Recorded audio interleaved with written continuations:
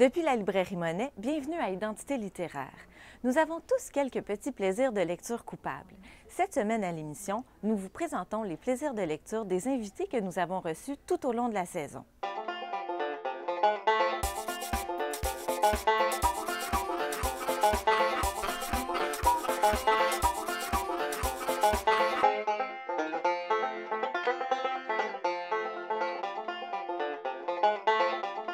Catherine Trudeau, avez-vous un plaisir de lecture coupable? Hey, moi, je m'assume tellement là, dans mon plaisir coupable. Là.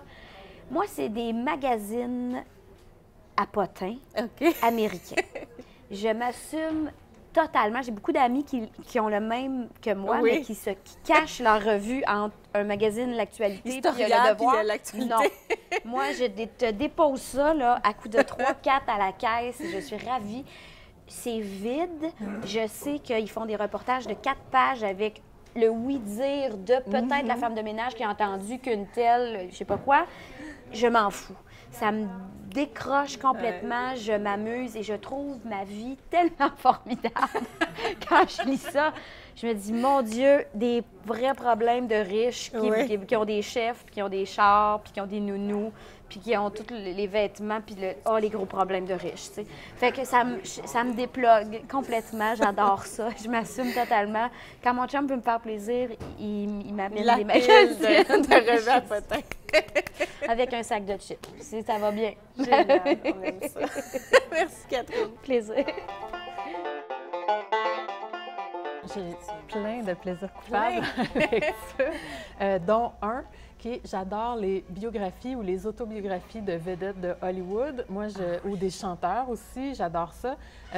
J'aime beaucoup les trouver dans des librairies usagées. Et puis vraiment, là, des trucs, ça dépasse. La dernière, c'est ça, c'était la dernière en liste, c'était Lauren Bacall. J'ai lu ça avec délectation. De savoir ce qui se passe en coulisses, de savoir, bien, c'est ça, les relations entre les acteurs autres que ce qu'on peut voir à l'écran. C'est vraiment, c'est peut-être du potin haut de gamme. Je pense qu'on pourrait dire ça comme ça. Mais c'est ça, mais je ne dédaigne pas non plus le potin bas de gamme, mais j'aime bien le potin haut de gamme qui se consomme en grosses briques. Merci beaucoup. Merci. J'ai bien réfléchi, puis je me suis dit, genre, un de mes plaisirs coupables de lecture, si on peut appeler ça un plaisir coupable de lecture, je m'en vais des fois sur Internet, sur Kijiji, je regarde des annonces, puis je lis des annonces, mais en fait, une des sections qui m'intéresse le plus, c'est une qui s'appelle « Rendez-vous manqué ». Non, je la connaissais pas, celle-là. C'est une place où est-ce que, tu sais, mettons, il y a un gars qui est dans le métro puis qui voit une fille puis il se parle pas, puis là, il aurait envie de recontacter cette fille-là, mais il écrit « Ah, on était au métro Berry ensemble, tu m'as souri, j'aimerais ça que tu me recontactes. » Tu sais, des affaires comme ça, ou un moment donné, il y a un gars qui était dans un char, puis qui a vu une autre fille dans un char qui avait l'air préoccupée, puis qui a laissé un message sur Kijiji. Tu sais, c'est tout le temps beau, ces affaires-là. Des fois, c'est vraiment sorti de nulle part. Puis, je sais pas, il y a un naturel là-dedans que je trouve vraiment charmant. Merci beaucoup, Sylviane. Je n'ai aucun plaisir coupable parce que je suis coupable de rien. J'aime ce que j'aime, mais quand même, je vais me prêter au jeu. Non, mais je déteste cette expression-là. Mais je comprends l'idée. Ça serait Douglas Kennedy. Ah oui? Oui, j'en ai lu quelques-uns. J'ai le goût d'en relire. Moi, quand je plonge dans un Douglas Kennedy, j'aime quand même, il est dans l'humain, il est toujours dans des histoires d'amour qui virent un peu à l'horreur, mais il y a une manière de raconter. Je trouve que c'est dans le roman populaire, là, grand public, c'est ce qui se fait de bon. Et moi, j'aime de temps en temps plonger dans ce genre de lecture-là. Puis Douglas Kennedy en fait partie. Je les dévore presque, ces livres. Ah oui. Je trouve qu'il y a le sens, c'est bien écrit, il y a le sens vraiment du rythme. On ne lit pas ça pour l'écriture, mais quand même, c'est pas bébête non plus. Il creuse quand même les sentiments humains, puis il le fait vraiment avec habileté. Merci, Éric. Sophie Hano, avez-vous un plaisir de lecture coupable? Oui, je crois que ça doit être comme le site web de self-help, genre. Souvent, je me trouve dans mon atelier à 1h du matin et je suis un peu comme partout et je dis, OK, je vais demander à Google quelque chose, je vais demander quoi faire avec ma vie à Google et tout ça. Donc, je demande à Google plein de choses et souvent, je me trouve sur des sites de comme Zen Habits ou Zen Buddha, gna gna gna. Et donc, il y a toujours des espèces de listes de « il faut faire ça, puis il faut faire ça, puis après ça, tu vas être content » et tout ça. Et donc, Une recette ouais, magique c'est ça. là, pour réussir sa vie. Puis, avec ça et les horoscopes, genre, je suis là-dedans pendant 1 heure et je suis comme « ouais, bon, ça va être ça. » Je vais assumer. Puis après, je réalise, OK, bon, c'est ça exactement comme ça que ça se passe. Mais en tout cas, je fais ça trop souvent. Merci beaucoup, Sophie. Merci. Je pense même que j'en ai plusieurs de temps en temps. Je me dis, ah tiens, ça c'est un plaisir coupable et tout. Et puis je les assume totalement. Alors, comme c'est un peu à brûle-pourpoint et tout, celui auquel je pense, c'est Une année en Provence de Peter Mill. Ah oui! Je l'ai lu au moment de sa parution. Puis je me souviens, comme j'ai tellement ri à haute voix et tout, j'avais tellement de plaisir avec toute cette maison en Provence et puis ces travaux et ces ouvriers hauts en couleur qui atterrissaient chez Peter Mill et puis qui finissaient jamais leurs travaux. C'est ça, donc j'ai adoré ce livre. Et puis moi, qui pourtant suis belge et vivais tout près, j'avais jamais été en Provence. Alors bien sûr que l'été d'après, j'étais en Provence et j'ai eu un coup de foudre pour la Provence grâce à Peter Mill. Merci beaucoup. Voilà. Ben moi, j'ai une grande peur de l'avion. J'ai beaucoup de difficultés en avion. Alors, quand je pars pour un long vol, j'ai l'habitude de m'acheter à l'aéroport un livre poche qui va complètement me transporter dans un monde où la réflexion n'existe pas et qui va me permettre donc de passer à travers le vol sans trop y penser. Et puis, en général, d'ailleurs, quand le vol se termine, je laisse le livre que j'ai terminé dans la pochette Pour le prochain voyageur. Pour le prochain voyageur. C'est même déjà arrivé d'ailleurs que quelqu'un sorte l'avion en disant « c'est à qui ça? » dans l'autobus qui mène vers l'aéroport et j'ai rien dit. Je savais pas. Bon. Alors, je me souviens d'avoir été accompagnée dans un vol Montréal-Paris par un livre qui s'appelait « Bergdorf Blondes » de l'auteur Plum Sykes, qui est une journaliste mondaine pour le Vanity Fair et qui a décidé d'écrire un roman tout aussi mondain. C'est comme lire un long article mondain de Vanity Fair sur les mariages des princes et des princesses. C'est sans intérêt. C'est vraiment sans intérêt, mais on rentre dedans puis on le mange. C'est efficace. C'est comme du glaçage. Merci beaucoup, Fanny. Merci. J'ai pas beaucoup de plaisir coupable à mesure où je me sens très rarement coupable de lire quoi que ce soit. Pour moi, lire, il n'y a aucune culpabilité dedans, quoi qu'on lise. C'est antinomique. Oui, il y a quelque chose qui se bouscule là-dedans. Ceci dit, s'il faut en donner un, je dirais que j'aime beaucoup les livres de cuisine. Ah! D'abord parce que j'aime bien manger, ça paraît pas. J'aime beaucoup faire à manger. Je suis assez fan de j'aime bien faire à manger. Et je rêve toujours de trouver un livre de cuisine qui soit bien écrit. Donc, je lis les livres de cuisine, je feuillette des livres de cuisine. Et malheureusement, C'est ça, j'allais vous demander, vous n'en avez pas trouvé? J'en ai trouvé un Oui. qui date de 1864, je crois, qui s'appelle À table avec Tante Claire. C'est un livre français où il n'y a aucune quantité de données. Chacune des recettes est un petit poème où on nous dit, par exemple, attraper un canard, choisissez-le bien gras, arrachez les plumes avec soin de telle manière, égorgez-le de telle manière. Et on nous explique comment l'apprêter, comment le faire cuire sur une broche devant un feu clair et brillant, par exemple. Ça, pour moi, j'aimerais un jour tomber sur un livre de recettes contemporain. Vous allez devoir l'écrire. C'est ce qu'on me dit tout le temps. C'est ce qu'on me dit tout le temps. Mais les livres de recettes, j'aime bien feuilleter les livres de recettes. Merci beaucoup, Michel. Ça fait plaisir. Christian Guay-Poliquin, avez-vous un plaisir coupable de lecture? Effectivement, qui n'en a pas, mais je détournerais même un peu la question en disant un plaisir coupable en lien avec la lecture. Depuis quelque temps, j'ai découvert avec passion la pratique des mots croisés. Ah. Donc, et qui est une pratique effectivement je suis légèrement coupable dans la mesure où avec cette curiosité-là à découvrir des mots, j'appelle ça des jolies insignifiances, des mots dont l'usage est dépassé, mais qui restent aussi fascinants, des mots nouveaux, des mots très complexes ou très précis, je vais chercher le journal le matin, puis au lieu de lire et d'essayer d'apprendre sur le sort du monde actuel, je suis bien plus pressé d'aller me casser le coco devant ma petite grille de mots croisés, à savoir quel mot va avec telle définition dans tel ordre. Donc, effectivement, c'est un plaisir coupable. Je ne peux le nier. Merci beaucoup. Comme je sous-entends, vous sous-entendez peut-être quelque chose que je devrais avoir honte de lire, je vais essayer de trouver, par exemple, des livres de cuisine. Ça pourrait être quelque chose qui me fait perdre mon temps. Est-ce que vous Là, je me sens coupable de perdre mon temps, par exemple. Est-ce que ça peut être un livre de chevet pour vous, un livre de cuisine? Non, plus maintenant, Non. mais ça s'est déjà arrivé, mais non.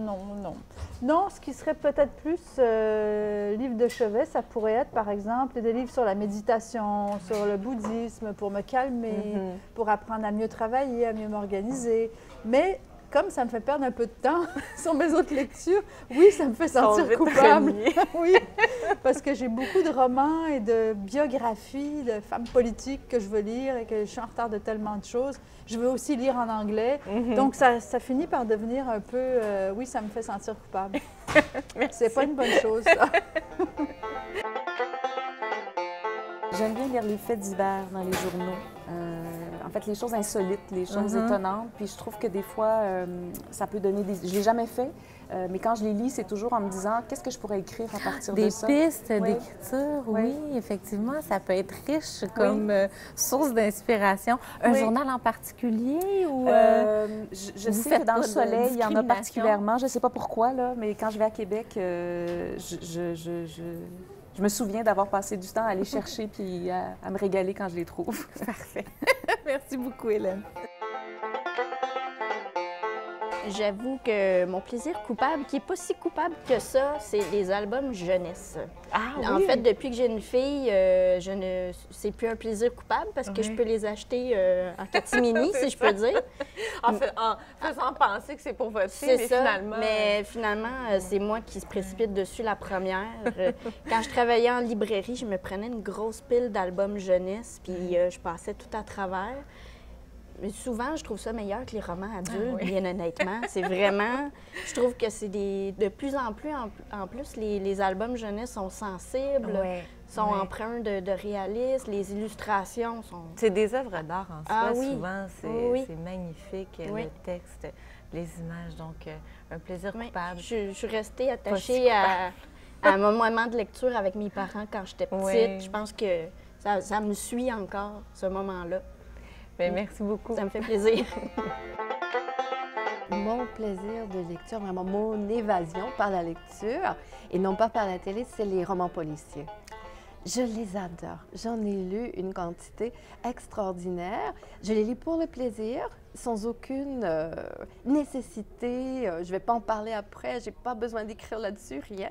Alors pour moi, c'est de les lire, de les dévorer, de trouver le désordre, le criminel. Je suis une personne très sage, je n'ai jamais tué personne, je l'avoue. Et puis voir ces gens qui font toutes ces choses terriblement maléfiques, mais à la fin, en général, on a la solution, ça entre dans l'ordre. Ça me plaît beaucoup. Je lis ça, ça me rentre par les yeux, ça me sort de la tête immédiatement et c'est merveilleux pour moi. Ce n'est pas un travail de lecture, comme j'en ai souvent quand même à l'université, mais c'est le petit plaisir coupable et constant.